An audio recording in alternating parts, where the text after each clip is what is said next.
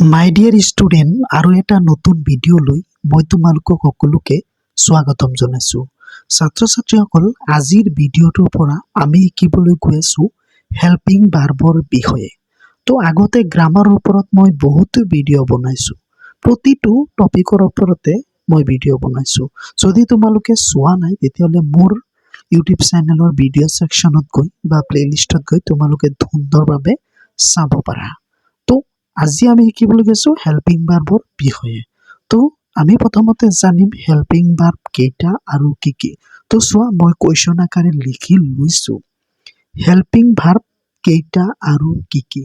তো এইটোৱে আমি প্ৰথমতে জানিব লাগিব, হয়নে নহয়? তো চোৱা, হেল্পিং ভাৰ্ব তিনিটা, যেনে সেইকেইটা কি কি? Do, did, does. ঠিক আছে, হেল্পিং ভাৰ্ব কেইটা? তিনিটা, আৰু সেইকেইটা হ'ল ডু, ডিড, ডাজ।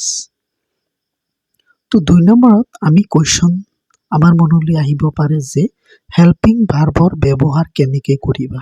তো মই কুৱেশ্যন আকাৰে লিখি লৈছোঁ হেল্পিং ভাৰ্বৰ ব্যৱহাৰ কেনেকৈ কৰিবা। ইয়াৰ ব্যৱহাৰ কেনেকৈ হয় সেইটোতো আমি জানিব লাগিব, হয়নে নহয়? তো চোৱা, তলত দিয়া নিয়ম অনুসৰিহে হেল্পিং ভাৰ্বৰ ব্যৱহাৰ কৰিব লাগে। তো কি ধৰণে ব্যৱহাৰ কৰিব লাগে সেইটো আমি সুন্দৰভাৱে জানি লওঁ হা। তো চোৱা, হেল্পিং ভাৰ্ব কেইটা পাইছোঁ? Do, did, does. ঠিক আছে, তিনিটা। তো প্ৰতিটোৰে ব্যৱহাৰ কেনেকৈ হয় আমি শিকিম। তো প্ৰথমতে আমি শিকিম 1 নম্বৰ যিটো হেল্পিং ভাৰ্ব হৈছিল ডু, এইটো কেনেকৈ ইউজ হয়। যেতিয়া বাক্যত অক্সিলাৰী ভাৰ্ব নাথাকিব, তুমি কোনোবা এটা চেণ্টেন্স লিখিবলৈ গৈ আছা বা ক'বলৈ গৈ আছা, সেইটোত যদি অক্সিলাৰী ভাৰ্ব নাথাকে, তেতিয়া প্ৰয়োজন সাপেক্ষে ডু হেল্পিং ভাৰ্বটো ব্যৱহাৰ কৰিব পাৰিবা। কেতিয়াবা বাক্যত অক্সিলাৰী ভাৰ্ব যদি নাথাকে তেতিয়াহ'লে ডু হেল্পিং ভাৰ্বটো ব্যৱহাৰ কৰিব পাৰিবা, কিন্তু ইয়াত কণ্ডিশ্যন এটা আছে। এইটো কি? কিন্তু বাক্যৰ ছাবজেক্টটো থাৰ্ড পাৰ্চন ছিংগুলাৰ হ'ব নোৱাৰিব। যিটো বাক্যত তুমি ডু হেল্পিং ভাৰ্বটো ইউজ কৰিবা সেইটোত মানে ছাবজেক্টটো থাৰ্ড পাৰ্চন ছিংগুলাৰ হ'ব নোৱাৰিব। থাৰ্ড পাৰ্চন যদি প্লুৰেল হয় তেতিয়াহ'লে হ'ব। তো ডু কেনেকৈ ব্যৱহাৰ কৰিবা?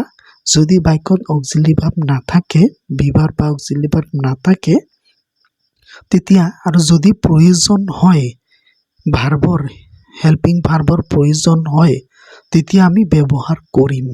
কিন্তু ডুটো এটা কণ্ডিশ্যন আছে, মানে ডু হেল্পিং ভাৰ্বটো তেতিয়াহে ইউজ কৰিব পাৰিম যেতিয়া বাক্যটোত ছাবজেক্টটো থাৰ্ড পাৰ্চন ছিংগুলাৰ নাথাকিব।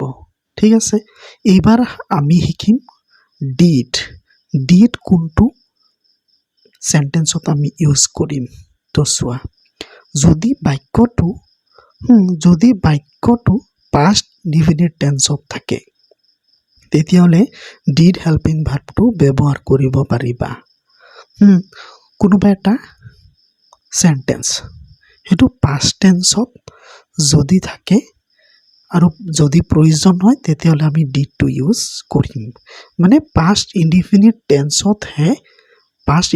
টেন্সৰ বাক্যতহে প্ৰয়োজন সাপেক্ষে আমি ডিড হেল্পিং ভাৰ্বটো ব্যৱহাৰ কৰিম। ঠিক আছে, এইবাৰ আৰু এটা আছে হেল্পিং ভাৰ্ব যিটো হ'ল ডাজ। সেইটো কেনেকৈ ইউজ কৰিবা? তো চোৱা, যেতিয়া বাক্যৰ অক্সিলাৰী ভাৰ্ব নাথাকে, তেতিয়া প্ৰয়োজন সাপেক্ষে ডাজ হেল্পিং ভাৰ্বটো ব্যৱহাৰ কৰিব পাৰিবা। যেতিয়া বাক্যত অক্সিলাৰী ভাৰ্ব নাথাকে তেতিয়া তুমি ডাজ হেল্পিং ভাৰ্বটো ইউজ কৰিব পাৰিবা, কিন্তু ইয়াতো এটা কণ্ডিশ্যন আছে, কিন্তু বাক্যৰ ছাবজেক্টটো থাৰ্ড পাৰ্চন ছিংগুলাৰ হ'ব লাগিব। এইবাৰ যিটো বাক্যত তুমি ডাজ হেল্পিং ভাৰ্বটো ব্যৱহাৰ কৰিবা সেই বাক্যটোত ছাবজেক্টটো থাৰ্ড পাৰ্চন ছিংগুলাৰ হ'ব লাগিব, তেতিয়াহে তুমি ডাজ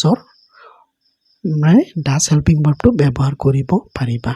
ঠিক আছে, মোক লাগিছে তোমালোকে সুন্দৰভাৱে বুজি পাইছা হেল্পিং ভাৰ্ব কি, কেইটা আৰু কি কি, তাৰপিছত সেইসমূহ কেনেকৈ ইউজ কৰিব লাগে ডিটেইলছত তোমালোকে জানিলা।